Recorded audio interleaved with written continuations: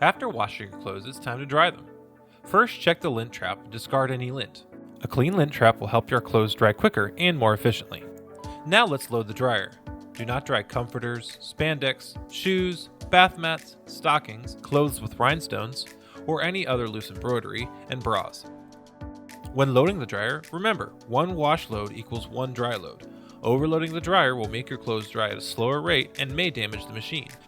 Before you close the door, feel free to toss in a dryer sheet if you choose to use one. Next, select the dryer cycle. High temp is the warmest setting and should be used carefully.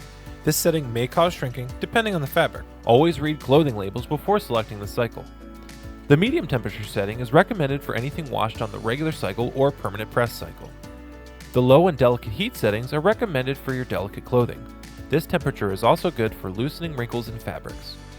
The no heat setting is recommended if you just want to air fluff your clothes. After selecting the cycle, make your payment if applicable and press start.